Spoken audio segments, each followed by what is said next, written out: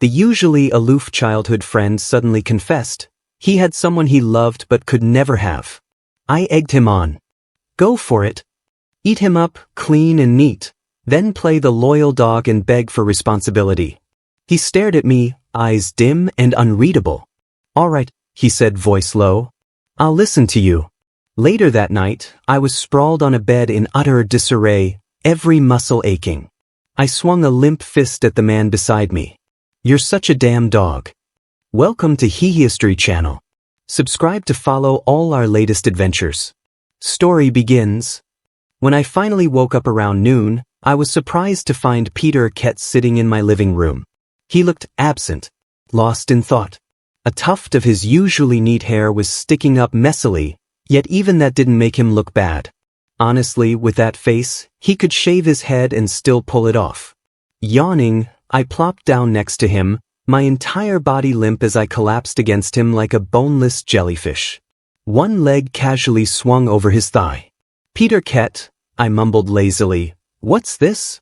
Finally done being a shut-in? His eyes flicked down to my restless leg, but he didn't push it away.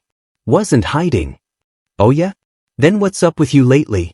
You ditched basketball, bailed on our usual barbecue nights, didn't reply when I invited you to game, didn't even open the door when I knocked. I squinted at him, lowering my voice. Don't tell me you were busy. I already asked your dad. He said you've been holed up in your room all day. You weren't thinking about your mom again, were you? I said it carefully. Years ago, when we were kids, Peter had suddenly craved a certain snack. His mom went out to get it. She never made it back. A car crash. After that, the whispers started, ugly things people said behind his back. That he cursed his own mother. That he was bad luck. Every word, every rumor, like knives carving into him. The once rebellious and untamed Peter Kett became quiet. Distant. Too mature for his age. That change stuck with him, until now at 20. As the childhood friend who grew up sharing pants with him, literally and figuratively, I stuck by him. I made it my job to cheer him up when the grief hit hard. Anyone who dared talk shit in front of him, I'd roll up my sleeves and go straight for their face. My parents fully supported this cause. Thankfully, Peter shook his head. No. It's about feelings. I let out a breath of relief, then craned my neck toward the door and swore a solemn oath. Okay, in that case, spill it. My parents aren't home, and after all our years of brotherhood, I, your sworn godfather, will take this secret to the grave. Something in what I said must have rubbed him the wrong way. His lips pressed together in faint disapproval. Eddie Anthony, he said quietly, I think something's wrong with me. Wrong how? I think I've fallen for someone I shouldn't. I froze. Huh? What do you mean, someone you shouldn't? Don't tell me it's that stray mutt downstairs, Big Yellow? Peter sighed. Eddie, I said it's a person. Well, if it's a person, go chase him. Just go for it. He wouldn't agree. Peter's gaze never left me. There was something strange in his eyes, something I couldn't quite read. Girls have been throwing themselves at Peter since we were kids. I couldn't believe he'd be rejected. No way he'd turn you down. How about this? I offered, full of mischief. You want to win him over? I've got the perfect plan. He raised an eyebrow. Go on. I smirked and leaned in. Unless your stomach's acting up, just go for it. Get all touchy-feely. Tempt him. Tease him till he's too flustered to say no. Best if he jumps into bed on his own. Basically, eat him clean, then play the part of the guilty dog begging to take responsibility. Of course, this all depends on him not calling the cops the next morning. If he does, I'll come visit you in jail. Peter didn't get mad at my nonsense. Instead, he asked, Eddie, would you like being pursued like that? Me? I thought for a second. If it were some fair-skinned, beautiful girl being forceful with me, I'd probably enjoy it. But under Peter's steady gaze, I suddenly felt off. A weird kind of discomfort. Not that I showed it. I kept my usual grin and shrugged. Not against it. Might even be kinda exciting. Peter suddenly smiled. He gave my leg a light pat. Then, as I instinctively started to pull away, his hand slid down and wrapped around my calf. All right, he said. I'll do as you say. It was then I noticed. His hand was so big, it could almost wrap all the way around my leg. Had he gotten even broader lately? Wait, I was joking. Don't actually try that on some poor girl. He just nodded. Yeah. Go wash up. Alex Anderson invited us out for his birthday. I thought you weren't going, so I was gonna ditch too. But if you're in, I'm in. Give me a sec to shower and we'll head out. Okay. And just like that, the topic of his so-called crush was dropped. I didn't think much of it. Peter seemed visibly happier after our talk. Seeing him return to normal lifted my mood too. That's what bros are for, heart to heart, no words needed. I pulled my leg back and trotted off to shower, totally satisfied. I never noticed Peter's eyes behind me, how dark they turned again. His gaze traced the lines of my lean back, the curve of my waist, and slowly drifted lower. His eyes burned into me. I washed up quickly and headed out with Peter Kett. Today was Alex Anderson's birthday, and we'd planned a big blowout with the usual crew. We agreed to meet up at the front gate of our old high school. Unluckily, just as we were walking through the narrow alley by the school, we ran into a group of sleazy-looking guys. I was still sipping the ice-cold Coke Peter had just bought me from a street vendor. The second I saw them, my face dropped. What the fuck? We ran into a pile of shit. Back in our cringe teenage years, I used to throw hands with these punks over the dumbest crap, usually in alleys just like this. Of course, the fights would always end with Peter dragging me home, stone-faced, forcing me to do homework under the threat of, "I'll never speak to you again." Anyway, bad blood. The red-haired bastard leading the gang looked surprised to see us. Well, if it isn't Eddie. I couldn't be bothered. Grabbed Peter's arm and tried to walk around them. But the bastard blocked us, turning his fake-friendly tone toward Peter. Whoa, Peter too. I heard you both made it into top universities. Funny how colleges these days don't care about karma. You'd think they'd check the stars first, you know? Don't want to go bankrupt from bad luck. He laughed. His gang laughed with him. Bang. A loud crack split the air. I'd hurled my Coke can right at his feet. The soda exploded, spraying everywhere. I stepped in front of Peter, my face twisted with disgust. Say that shit again, I fucking dare you. You little shit, Eddie Anthony. Looking for a fight? Red hair stepped forward, fury written all over his face. But just as he lifted his foot, Peter, silent until now, tilted his head and gave him a lazy, ice-cold glance. Just that. And red hair flinched. The kid in loafers next to him tugged on his sleeve, whispering nervously. Dude, maybe let it go. Peter Kett's dad is, you know. The power of nepotism. Suddenly, red hair's gaze turned clear, like a man baptized by enlightenment. Whatever. I've got stuff to do anyway. I'll let you go this time. We'll settle this later. I flipped him off as a friendly goodbye. He bit his lip and left. I turned to see if Peter was affected by the insults. But his expression hadn't changed at all. Calm as ever. He even bought me another Coke. The can was still chilled as he gently pressed it to my flushed cheek. Eddie Anthony, don't be angry. I'm not, I grumbled. They weren't talking about me. Then why are you angry? I shot him a glare. I couldn't go too hard. My voice softened as I hooked a finger under his chin. Don't listen to their crap. You're not cursed. You're a blessing. I got into a top university thanks to you. And remember the scratch-off lottery last week? You were with me when I won a few $100. You're literally good luck, Peter. He lowered his eyes, staring at me. Silent. Focused. I nudged him. You hear me? I hear you, he replied quietly. Then, suddenly, he leaned down and bumped his nose against mine. Eddie Anthony, you're the one who's the best. My lashes fluttered. I didn't push him away. I don't know when the lines between us started to blur. While Alex Anderson and the others were still crushing on cartoon characters during puberty, Peter and I had already crossed into something else. When he'd mourn his mom, I'd stay by his side, curl up in his arms like some makeshift plushie. We'd fall asleep in the same bed more times than I could count. Hand-holding. Face nuzzling. Cuddling. Skin on skin. It was all normal. Routine. Through our teenage years and into college, we stuck together like glue. Best brothers, lifelong friends. Childhood neighbors. And our dads were best friends too. With all that history, our closeness didn't seem strange at all. So I went along with everything. I didn't want to upset someone who'd already lost so much. When the street vendor gave us a weird look, I finally stepped back. Ahem, it's hot. Too close. Let's get going. If we're late, Alex will roast us alive. Peter hummed, his gaze lingering on the tips of my ears, redder than I realized. His Adam's apple bobbed slightly. By the time we met up with Alex and the others, it was already late afternoon. We headed straight for a barbecue joint. Boys being boys, it didn't take long before someone brought out the booze. Peter never drank. And he never let me drink either. Mainly because one time I had a single glass, and nearly stripped naked in public. That image haunted us both. But I wasn't in the best mood today. I grabbed a drink and waved off his stare. Alex raised an eyebrow. Yo, Eddie. What's up with you today? Nothing. Just felt like it. Feeling down, huh? Don't worry.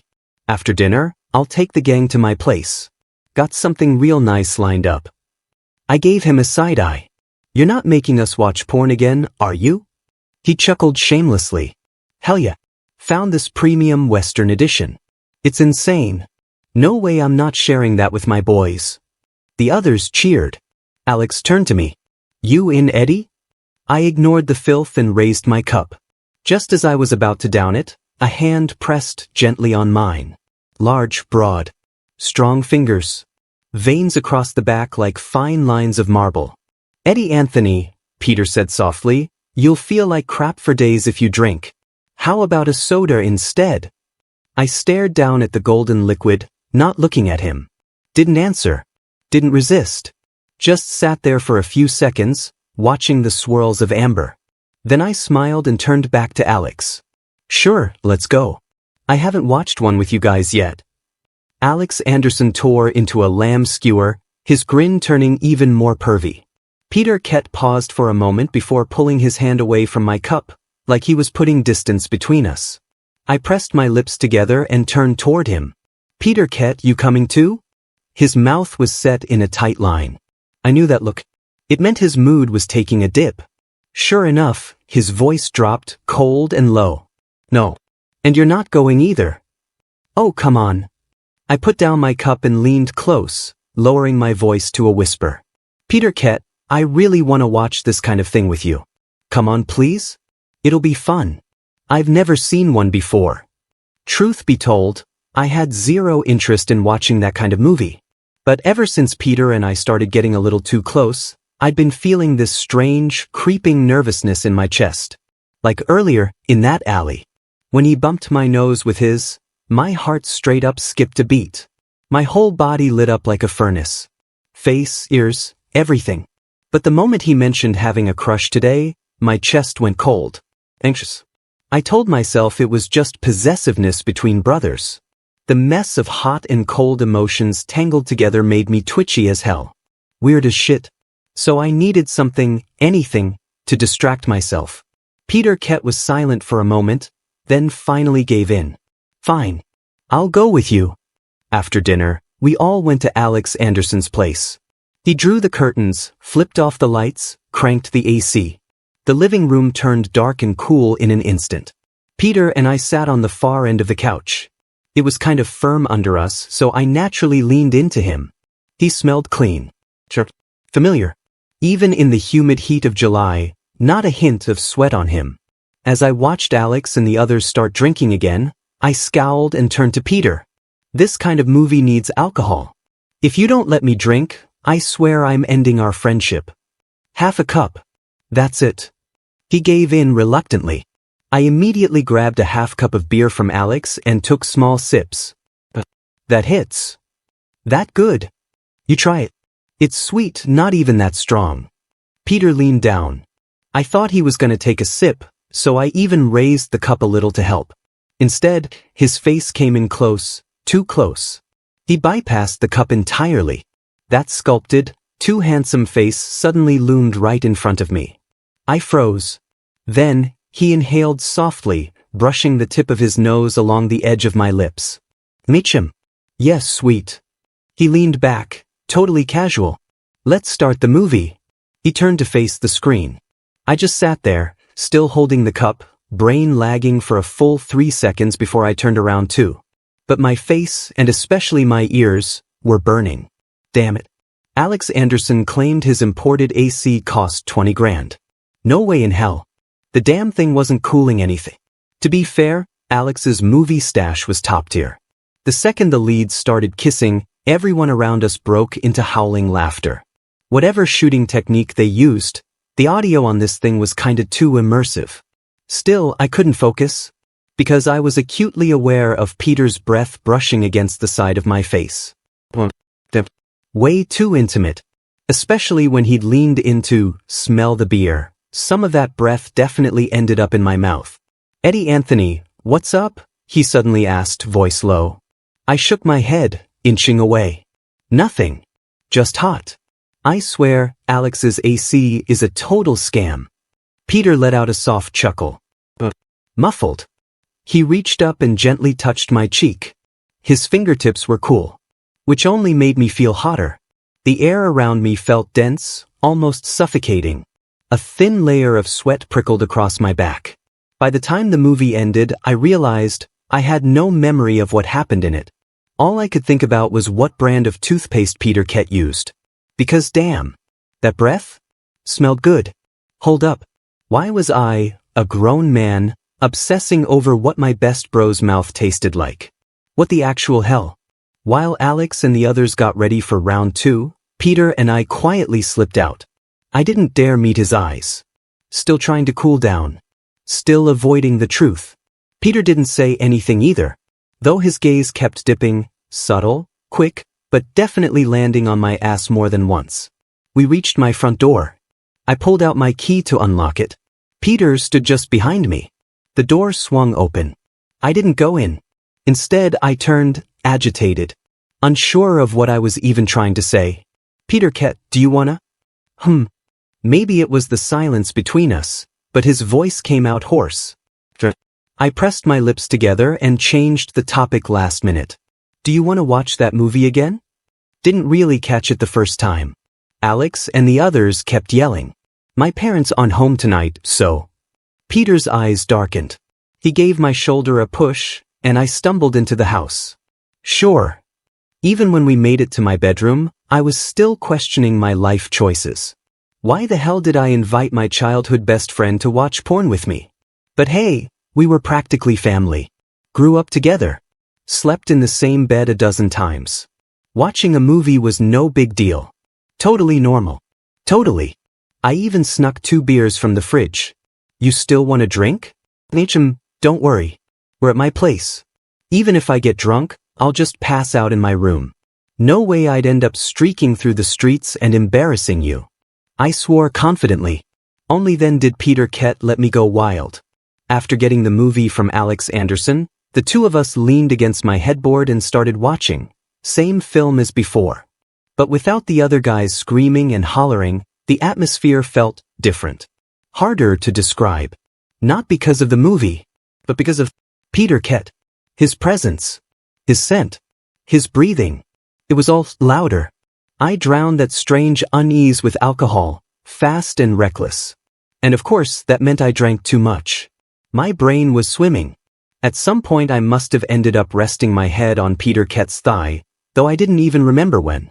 Peter Kett, turn that stupid movie off. It's annoying. You're done watching? He looked down, absent-mindedly playing with my hair. It felt so good I squinted my eyes, relaxing into it. I awkwardly crossed one leg over the other, limbs loose with liquor. Yeah. Boring. Peter glanced down, his voice low. Then what do you think would be fun right now, Eddie Anthony? Don't act innocent, I muttered, bumping my forehead against his abs.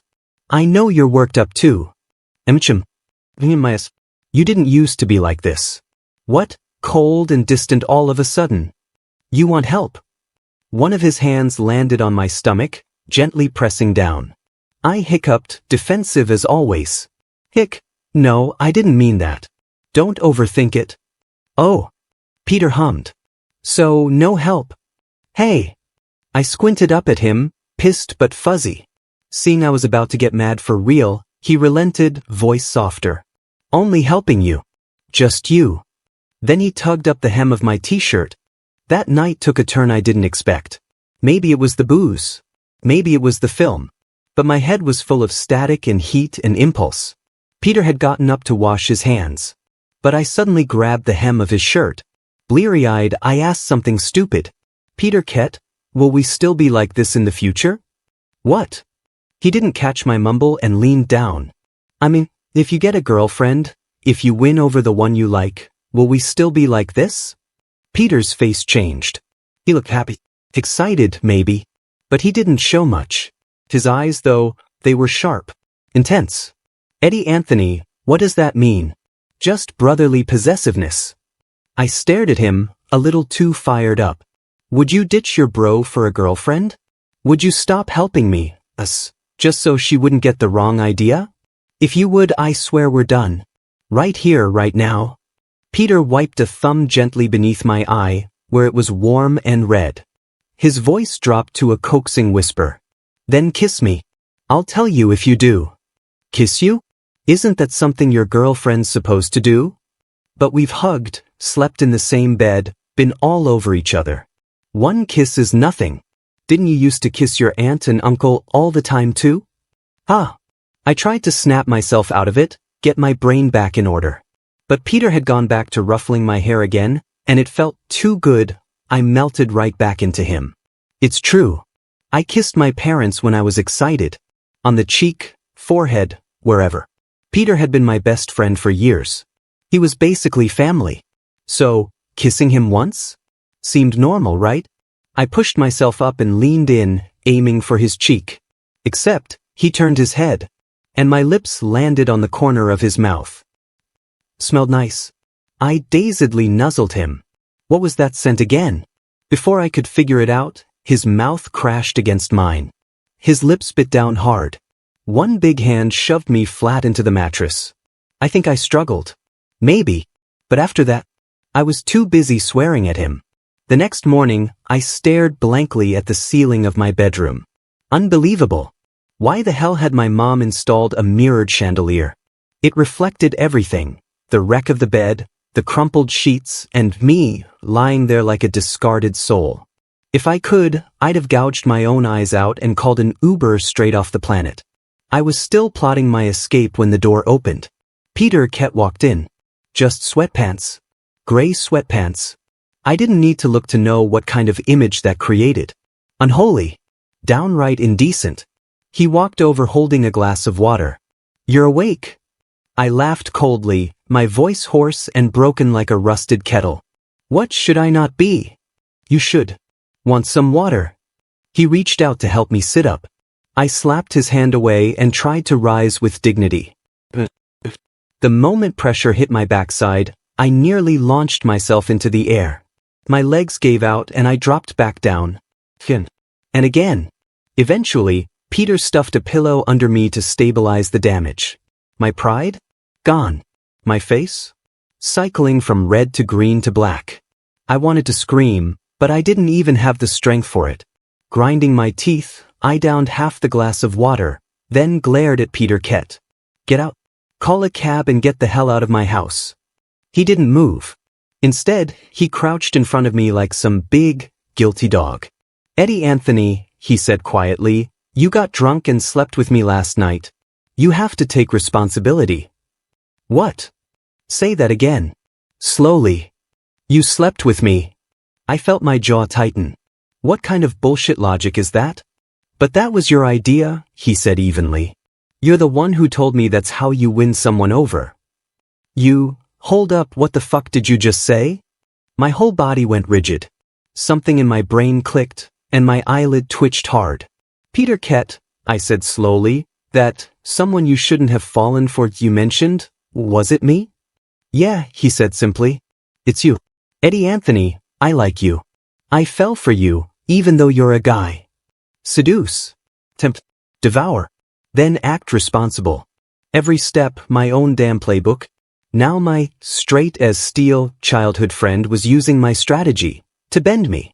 He went on, his tone steady but soft. A few days ago, I realized I really liked you. I panicked. I didn't know how to face you, or what to say. I was scared you'd get mad, scared you'd ignore me. So I decided to plan it out, to win you over. So while I'd been worrying that he was grieving his mom again, he'd been plotting how to get into my pants. I'm a man. A goddamn man. I tried to hold it in. Didn't work. I swung my fist and clocked him right in the face. You really are a fucking dog. I kicked Peter Ket out of my house and announced our official breakup, of friendship. Where there's him, there's no me. End of story. I bailed on every basketball game, barbecue, and hangout. Just rotted at home, stewing in misery, and, yeah, suffering through the kind of pain that makes even going to the bathroom a traumatic event. When my parents came home from a business trip, they took one look at my face and frowned. You look constipated, my mom said gently. Are you okay? I clenched my jaw. It's just the heat. Got all backed up. Anyway, it's Peter Ket's fault. I'm done with him. Oh? She asked, suspiciously calm. Did you do something that upset him again? I what? Why do you assume it's my fault? Can't it be his for once? Maybe I don't know. Words failed me halfway. Forget it. It's nothing. Don't ask. Mom didn't push. Just gave me this knowing look, then exchanged one with Dad over the TV. Afraid they'd catch on to something, I retreated back to my room. But I had to vent somehow. So I grabbed my phone. I ignored all the unread messages from Peter Ket and opened a chat with my reliable little brother figure, Alex Anderson. Me? Bro, I have a friend. He got confessed to by a guy, and then they got drunk and accidentally hooked up. What should he do? Alex Anderson? What? Seconds later, my phone buzzed with an incoming call. Moved, I thought. Now this is a real brother. Always there in a crisis. I answered. The first thing I heard was Alex shouting. Eddie, what bastard kissed you and took you to bed? I told you, you're too damn pretty for your own good. You should be wearing steel underwear every time you go out. Keep the gaze away. I rubbed my face. I said it's a friend, okay? A friend. You know that word. Alex snorted. Sure. Everyone says a friend when they mean themselves. I swear on Peter Ket's dignity and entire skill set, it's not me. Oh, then yeah, definitely not you. Peter's equipment is apparently ranked number 1 by every dude in the locker room. What? Jesus Christ. So, I said tightly, what should my friend do? Nothing, Alex said. Chill. Not that deep. Easy for you to say. If he rejects him, their friendship's done for. But if he accepts him, that means they're, together. 2 guys. Doing the stuff. Forever. Alex burst out laughing like a dying duck. Bah, dude, don't overthink it. Depends on whether your friend likes him back. If not, just say he's straight, call it off, and go no contact. Clean break. But if he does like him, Alex continued, then just own it. So what if it's 2 guys? Happens all the time now. I sighed, frustrated. Can't they just go back to being friends? He snorted. Could you stay friends with a guy who keeps staring at your ass? No. Exactly. Just thinking about it made my skin crawl. Alex's tone softened a little. Real love doesn't fit inside friendship, man. But the real question is, does your friend like the guy or not? I rubbed my face hard, staring at the ceiling. After a long pause, I muttered, he doesn't know. He's not sure. He just doesn't want to lose him. Not at all. While I was still wallowing, avoiding Peter like the plague, the anniversary of his mother's death came around. Every year before, I'd go with him to the cemetery, keep him company, crack dumb jokes, tell off nosy relatives. Anything to make him smile. But this year, with everything that had happened, I didn't know how to face him. So I just texted that I was busy and couldn't make it. A few minutes later, someone knocked on my door. I opened it, and there he was. Peter Ket. He looked down at me, gaze soft but unwavering. Eddie Anthony, you once said you'd always be there for me. I snapped back, righteously, but without much strength. And you've got the nerve to bring that up? My back still hurts. Might be a slip disc. I probably need to get it checked at the hospital. Fine. Got it. Peter didn't press me. He just turned to leave. But the subtle, fleeting sadness in his eyes hit me square in the chest. I caught it and instantly caved. I gritted my teeth. Peter kept, wait. Let me grab a jacket. I'll go with you. He paused. Turned around. Careful not to get too close. Maybe afraid I'd blow up, or maybe just biding his time like a patient hunter waiting for his prey to walk straight into the trap. Either way, he stood quietly a few steps up the stairs, watching me. As if he wasn't the one who left bruises on my waist that still hadn't faded.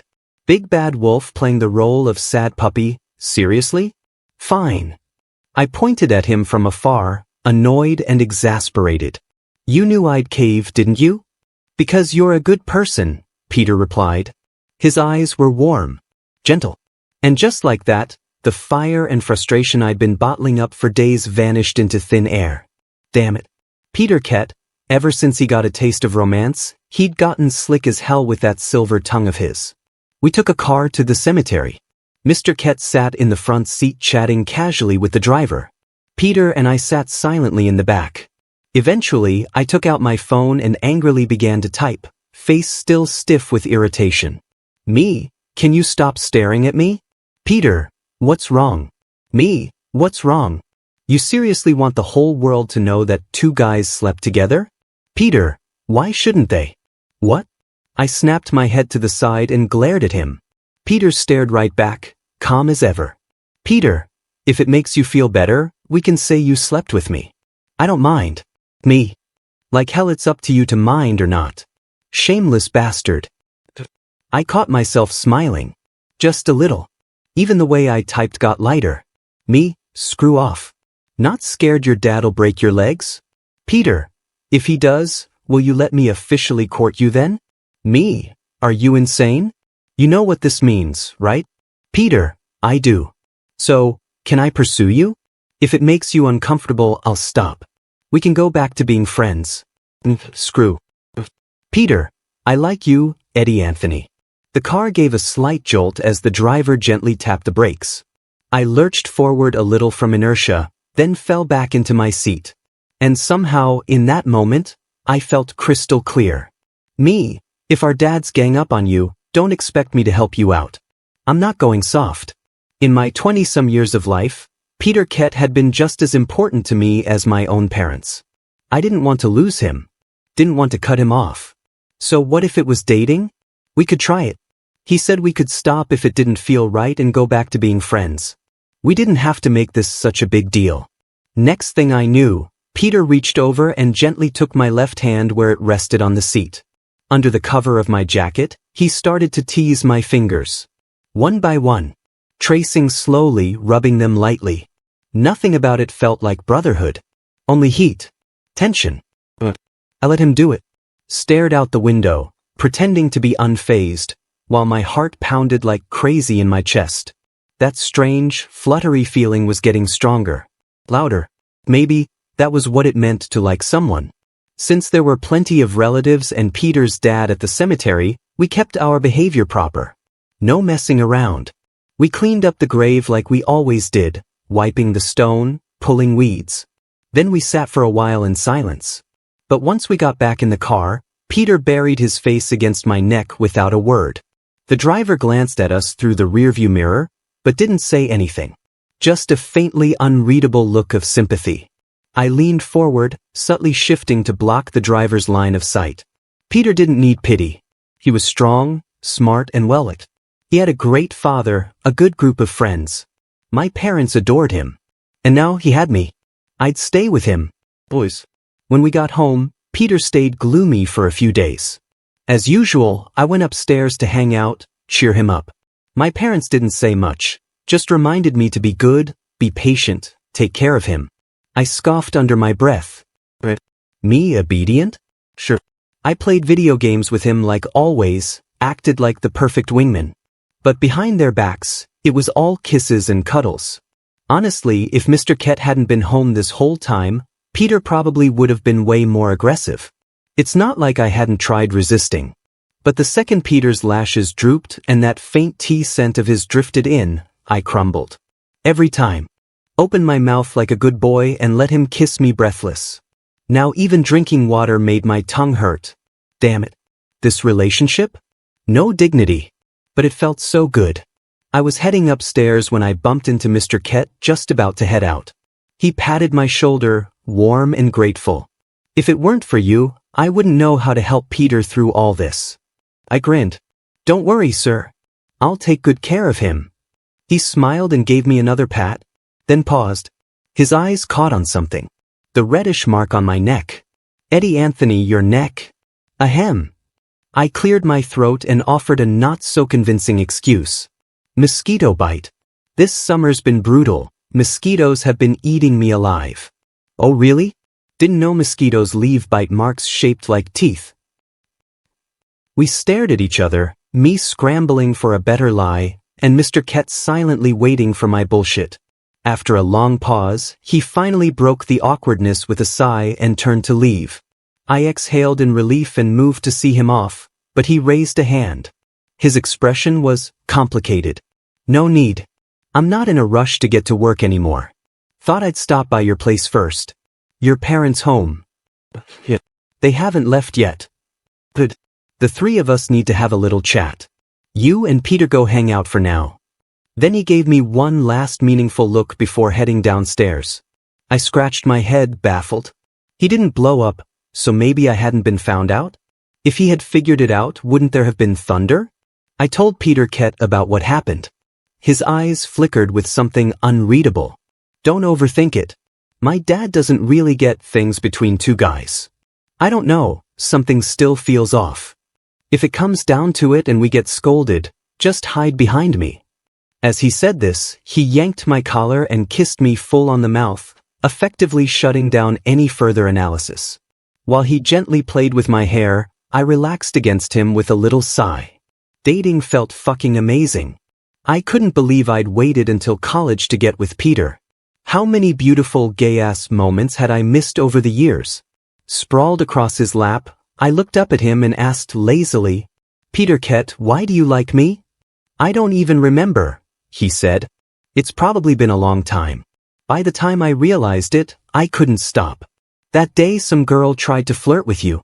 I felt awful. I hated the idea of you with someone else. That was the day before he spiraled and ghosted me for a whole week. We'd been playing basketball. Some girl, probably on a dare from her friends, had asked for my number. I gave it to her out of politeness. When I turned back, Peter's face looked like thunder. He didn't say a word. Didn't even finish the game. Just left. At the time, everyone, including me, thought I'd somehow pissed him off. Turns out the guy had been jealous. You really made a scene. Still jealous now? I guess I can begrudgingly comfort you a little. Come here, baby, don't pout. Maybe I was being too playful, because Peter suddenly covered my eyes with his hand, clearly flustered. Eddie Anthony. Enough. Then he leaned down and kissed me again, firmly. With my sight blocked, I naturally leaned into his chest, trusting him completely. I didn't notice when the embarrassment in his expression faded, replaced by something deeper. Something darker. Possessiveness. Fierce. Unyielding. Once Peter had fully emerged from his moody slump, we started going out all the time again. Of course, we returned home, properly, every night. But lovers in their honeymoon phase? Even living just one floor apart felt like torture. So we turned the stairwell landing into our secret spot for extended goodbyes. Peter found the perfect corner. I thought we were doing a pretty damn good job of staying low-key. We figured we'd keep it quiet until summer ended and we were back at school, then we could date openly.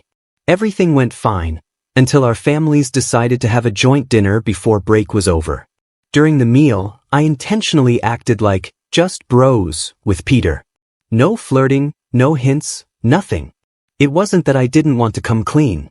I just didn't want things to blow up in front of everyone. Peter didn't comment on my cautious act. He just ruffled my hair, half smiling. Our parents spent most of dinner reminiscing about our childhood. The mood was warm, almost nostalgic. Except my dad, who had always been fond of Peter, seemed unusually cold toward him. He looked at Peter the way a farmer looks at the pig that just destroyed his prized cabbage patch. I leaned in and whispered, "Did you do something to piss off my dad?" "Nope." "Then why does he look like he wants to murder you?" Peter only smiled. "Maybe you'll find out soon." I had no idea what he meant. Until a few days later, our house was broken into. Dad called the cops immediately. The police suspected it was a planned theft, that someone had scoped the place beforehand. Luckily, we had security cams right outside the door. The officers wanted to pull the recent footage. At that moment, something clicked. My heart skipped. My palms went cold. I jumped up and tried to cover the monitor. "No. Don't, there's no need." Mom frowned. "Stop making a fuss." And right there, in full HD and surrounded by 3 parents and 2 cops, the screen lit up with footage of me and Peter Kett, full-on making out in the stairwell. The kind of kiss that made my knees buckle. The kind of kiss that left zero room for interpretation. I wanted to die. Peter just raised an eyebrow. The police officers were stunned speechless. The 3 adults? Unbothered. Not even surprised. "Teenagers," Mr. Kett muttered. "When they're in love, they lose all sense." Later, I cautiously asked my mom, "They're not mad?" "What's there to be mad about? We've seen this coming for a while. It's just a little embarrassing." She cut me off with a smirk. "Next time, try to be the one kissing Peter so hard he can't stand straight. We've lost the dignity, but can't we at least keep the pride?" Huh. I stood there dumbfounded. And then, elated. Couldn't hold it in. I kissed both my parents on the cheek. "Just wait. I'm heading out right now to win the damn war. Peter Kett, brace yourself." That night, as Peter held me close, voice low and teasing, he murmured, "Honey, are we even going home tonight?" Eyes glassy, I kicked him off the bed. "No. I'm afraid if we do, my parents really will say I've brought shame to the family." Fin. Thanks for stopping by. Subscribe and hit the notification bell so you don't miss out on any new videos.